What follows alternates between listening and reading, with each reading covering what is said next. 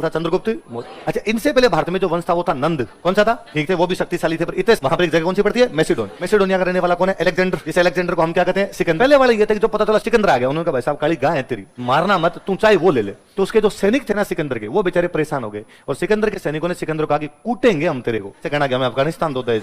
पुष्य में दर्शक ने भरी सेना के सामने बृहद का गला काट दिया। तो ऐसे लोग जो इस प्रकार की हिंसा की बात करते हैं हमारे देश में स्वीकार्य। राज्य को बोलते जन, राज्य क्या बोलते? जन। जब बड़ा हुआ तो बना जनपद, क्या बना? और जनपद जब बड़ा हुआ तो बड़ा महाजनपद, क्या बना? और पूरे भारत में 16 महाजनपद आ गए। कितने महाजनपद आ गए? 16 बड़े बड़े बड़े बड़े राज्य आ गए। इन 16 महाजनपद में एक महाजनपद इतना शक्तिशाली हुआ कि बाकी सबको खा गया, मगध। कौन सा था? मगध मतलब बिहार। मगध मतलब, अच्छा बिहार वाला ही शक्तिशाली क्यों हुआ, बाकी शक्तिशाली क्यों नहीं हुए? क्योंकि बिहार वालों के पास में था झारखंड, झारखंड में था लोहा। झारखंड में क्या था? इसलिए खेती के औजार अच्छे, काटने के औजार अच्छे, युद्ध करने के औजार अच्छे, सब कुछ आपके पास ज्यादा अच्छा है। और भारत में लड़ाइयां होती हाथियों पे बैठ के। इसमें बैठ के होती, घोड़े नहीं थे अपने ज्यादा, हाथी ज्यादा थे। हाथी मिला करते उड़ीसा में। हाथी कहां मिलते? मगध वालों के पास उड़ीसा भी था। बिहार उड़ीसा झारखंड गया था। उस राजा के पास में हथियार अच्छे हैं, उस राजा के पास में हाथी भी अच्छे हैं। बिहार और यूपी वाला, बिहार वाला जो इलाका, यहाँ से नदी निकली गंगा और सोन। कौन सी नदियां? गंगा और सोन गुजर रही थी, तो जगह भी अच्छी थी, फसल अच्छी, टैक्स ज्यादा, हथियार अच्छे, राजा शक्तिशाली, हाथी अच्छे तो युद्ध अच्छे, इसलिए मगध सबको खा गया। मगध ने सबको हरा दिया। जब ये आपके पास रुपए टैक्स ज्यादा आएगा, रुपए ज्यादा, रुपए ज्यादा तो सेना अच्छी, सेना अच्छी तो हथियार अच्छे, सबको खा गए। तो पूरे में एक महाजनपद आ गया। महाजनपद कौन सा हुआ? एक ही राज्य, बाकी सब तुम हमारे अंडर हो रहे, बाकी सब टैक्स लाके दोगे, मुझे लाके दोगे, और मेरी राजधानी है पाटलिपुत्र। राजधानी कौन सी है? पर राजा बनेगा कैसे? तो राजा बनाने का तरीका ये था कि एक अच्छा मुस्टंडा है, उसको कहा ये राजा। इंटेलिजेंट आदमी, थोड़ा इंटेलिजेंट हो, थोड़ा बॉडी बिल्डर हो, किसी को पीट पाड़ दे, ड्रेनेज जिगरे वाला आदमी, उसको क्या दिया? राजा। और ये मर गया तब राजा का, दूसरा देखो, दूसरा शक्तिशाली कौन है? तो दूसरे को बनाया। ये मर गया तो तीसरे को बनाया। एक बार कभी ऐसा हुआ होगा, एक राजा मरा, जब अगले को बनाने की बारी आई तो उसका बेटा भी वैसा ही मुस्टंडा रहा होगा, इसको बनाओ, बॉडी बिल्डर। अरे साहब इसका बेटा है, और राजा था तो थोड़े बहुत लखन भी ले लिए होंगे, तो राजा के बेटे को क्या बना दो? राजा। वो बन गया। अब लगातार 2 पीढ़ियां बन गई, उनके परिवार का स्टेटस थोड़ा ऊंचा हो गया होगा बाकियों की तुलना के अंदर। अरे भाई साहब बाप भी राजा था, मैं भी राजा हूं, थोड़ा शक्तिशाली बात, वो अपने बेटे को और बना गया। व्यवस्था वंशानुगत हो गई। व्यवस्था कैसी हो गई? हेरिडिटरी। हेरिडिटरी के आधार पे राजा, राजा के बाद उसका बेटा, उसके बाद उसका बेटा, यूं धीरे धीरे वंश बनने लगे। फलाने वंश का राज, फलाने वंश का राज, फलाने वंश का राज। और ऐसे करते करते मगध में एक वंश आ गया, मौर्य। क्या आ गया? और वो तो इतने शक्तिशाली हुए कि अफगानिस्तान की हिंदू कुश की पहाड़ियों से लेकर बंगाल की खाड़ी तक, कश्मीर से लेकर कन्याकुमारी, पूरे भारत में एक ही वंश का कब्जा। इसलिए काल का नाम रखना पड़ा मौर्य काल। क्या रखना पड़ा? मौर्य काल नाम रखना पड़ा कि भाई पूरे भारत में एक ही वंश है, दूसरा तो किसी का राज ही नहीं चल रहा है, मौर्यों का राज चल रहा है, इसलिए इसको क्या कर दिया जाए? आगे बात समझो। अच्छा, मौर्य काल की मौर्य वंश की स्थापना करने वाला था चंद्रगुप्त। अच्छा, इनसे पहले भारत में जो वंश था वो था नंद। कौन सा था? ठीक थे, वो भी शक्तिशाली थे, पर इतने शक्तिशाली नहीं थे जितने कौन थे? मौर्य। वो थोड़े कमजोर। वो जब कमजोर थे तो उनके टाइम एक अटैक हुआ सिकंदर का। किसका अटैक हुआ? सिकंदर यूनान का रहने वाला एक बंदा है। कहां का? ग्रीस। ग्रीस जिस देश को आपको, जो मैसिडोनिया, वहां पर एक जगह कौन सी पड़ती है? मैसिडोन। मैसिडोनिया का रहने वाला कौन है? अलेक्जेंडर। जिस अलेक्जेंडर को हम क्या कहते हैं? सिकंदर। वो वहां का रहने वाला था। उसके दिमाग में यह था कि मैं पूरी दुनिया जीतूंगा, मैं पूरी, और दुनिया का मतलब उनके लिए था एशिया, यूरोप, अफ्रीका। न तो ऑस्ट्रेलिया को जानते थे, ना वो अमेरिका को जानते थे, ना वो अंटार्कटिका को जानते थे। उनके लिए 3 ही महाद्वीप थे। कौन कौन से? Asia, Europe. वो खुद कहां का है? यूनान का। यूनान का है तो वो कहां का है? यूरोप का। कहां का है? यूरोप के उधर टच करते हुए उनके उधर अफ्रीका आ जाता। तो उसके दिमाग में था कि मैं इधर यूनान से निकलूंगा, अफ्रीका के ऊपर वाले देश नहीं जीतूंगा, अफ्रीका से घुसूंगा एशिया, एशिया में ईरान, इराक ये जीतूंगा, अफगानिस्तान जाऊंगा, अफगानिस्तान से इंडिया में घुस जाऊंगा। पाकिस्तान तब इंडिया में आता था, इंडिया में घुस जाऊंगा। उसे ये नहीं पता था कि चाइना भी है, चाइना को जानते नहीं थे, उनको पता नहीं था चाइना नाम का देश है। उसको ये था कि इंडिया है, इंडिया के बाद में जाएगा रसिया, इंडिया के बाद क्या जाएगा? उधर चाइना के बाद रसिया था ना। वैसे देख लो आप, इंडिया, इंडिया के बाद चाइना, चाइना के बाद क्या था? रसिया। अब चाइना को काट दो तो फिर इंडिया के बाद क्या आना चाहिए? रसिया। और रसिया से घूमते वापस यूरोप घूम गया, यूरोप से रवाना होंगे वापस कहां पे जाऊंगा? यूरोप। दुनिया जीत गए, जहां से चले थे वहां पर वापस पहुंच गए, तो दुनिया तो हो गई अपने, गोल घूम के आएंगे पूरा का पूरा। अब वो वहां से जीतता हुआ है, उसने यूरोप के ये आसपास वाले देश जीते, अफ्रीका के देश जीते, उसने सेंट्रल एशिया जीता। अब वो अफगानिस्तान जीता, अफगानिस्तान जीत के जैसे इंडिया की तरफ आगे बढ़ने लगा, यहां उसको टक्कर मिलनी शुरू। अब तक उसको टक्कर ही नहीं। वो तो यंग सा लड़का था सिकंदर, बहुत कम उम्र का था, लेकिन यहां जब पहुंचा ना तो अपने वालों ने लड़ना स्वीकार किया। पहले वाले ये थे कि जो पता चला सिकंदर आ गया, उन्होंने कहा भाई साहब काली गाय है तेरी, मारना मत, तू चाहे वो ले ले। उन्होंने कहा राजा तू नहीं है, राजा आज के बाद में मुझे टैक्स देगा। अरे टैक्स छोड़, ले ये मेरे पास जो गहने घंटे पड़े ये तू ले जा। इंडिया में जब आया तो अपने को राजा मिला, उसको पोरस। कौन मिला?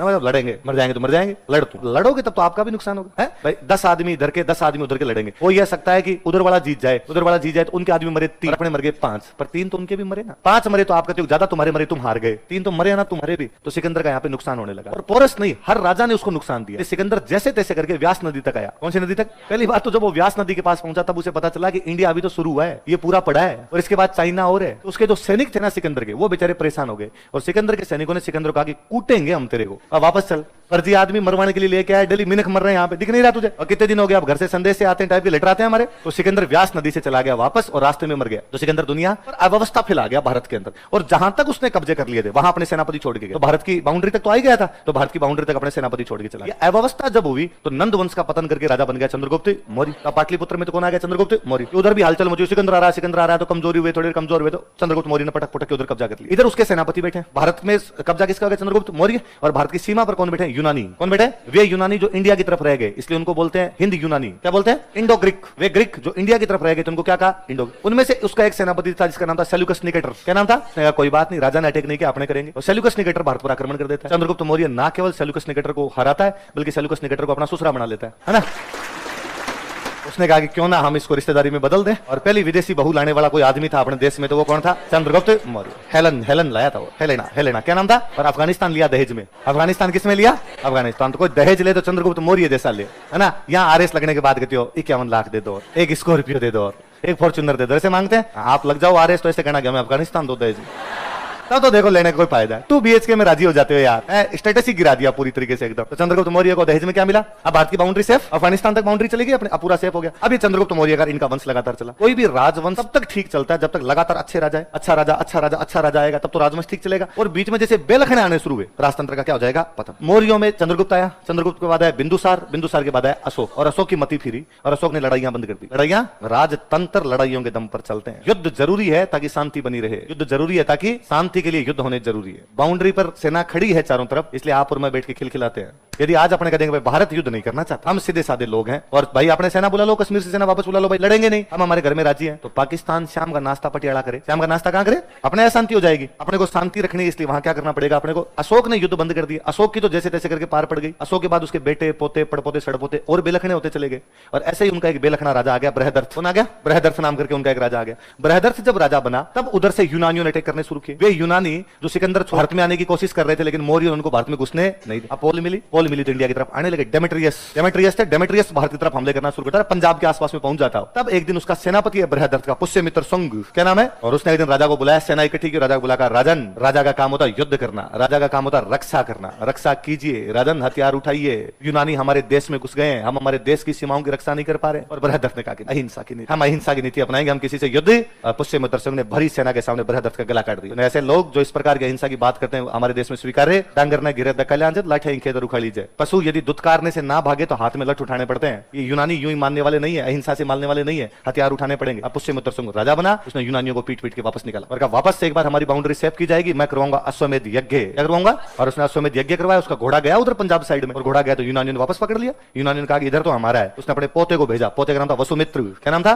विश्वामित्र। यूनानियों को पीट पाट गया, भारत की बाउंड्री बार फिर सेफ थी, हमारे घोड़े वापस उधर सिंध के आसपास तक पहुंच रहे थे, अटक से कटक तक भारत सेफ था। पर शुंगों का राज ज्यादा टाइम तक नहीं रह पाया। टाइम में बड़ा अजीब सी स्थिति आई। जैसे मौर्यों का राज खत्म हुआ, इस ऊपर वाली साइड कुछ जगह पे तो आगे इंडो ग्रीक। कौन आगे? वे यूनानी जो सिकंदर के टाइम इधर रह गए थे वो आगे। नई जात आ गई इधर शक। कौन आगे? एक नई जाति आ गई कुषाण। ऊपर वाले पंजाब वाला ये नॉर्थ वेस्ट जो अपना है, इसमें 3 जातियां आ गई। कौन कौन सी? तीनों विदेशी है, तीनों बाहर से आए हुए लोग हैं। बीच वाला जो अपना सेंट्रल वाला भाग था अपना, इस सेंट्रल वाले भाग के अंदर पहले कई दिन रहे सुंग, सुंगों को पटापटू के कूट काट के आगे कण्व, कण्वों को कूट काट के आगे सातवाहन। कौन आगे? नीचे वाला जो पूरा साउथ पड़ा था अपना, साउथ वाले की राजनीति अलग प्रकार की चल रही है। साउथ वाले के अंदर आगे कोई चेर, चोल, पांडे, विखंडित भारत है। वह भारत जो कभी यहां से लेके यहां तक मौर्यों के पास था, यहां से लेके यहां तक मौर्यों के पास था, इसलिए हम कहते हैं मौर्य काल। पर अब क्या कहो, सुंग काल, कुषाण काल, चेर काल, चोल काल, पांडे काल, छोटे छोटे राज्य हैं। इसलिए हमने कहा कि भाई साहब फिर इसका नाम कर दो मौर्योत्तर। क्या नाम कर दो? मौर्यों के बाद। मौर्यों के जब किसी एक का नाम नहीं ले सकते क्योंकि खूब सारे हैं, इसलिए इसको क्या कह दिया जाए? मौर्यों के। लेकिन फिर एक शक्तिशाली आए और शक्तिशाली आगे पूरे इन सबको पीट पाट के पूरे भारत को दोबारा कब्जा किया। वो कहलाए गुप्त। कौन थे? गुप्तों के बाद फिर वही कंडीशन, भारत टूट गया, इसलिए कौन सा आ गया? और गुप्तोत्तर के बाद शुरू हो जाता है मध्यकाल। क्या शुरू हो जाता है? आई बात समझ में? जब वो पत्थरों का प्रयोग करता है वो कौन सा हो गया? पाषाण। तांबा आ गया तब, तांबे मिट्टी ने मिला के कांसा बना दिया। फिर लोहा आ गया तब, तो राज्य बन गए तब, एक ही वंश आ गया तब, भारत टूट गया तब, वापस एक वंश आ गया तब, भारत पुनः टूट गया।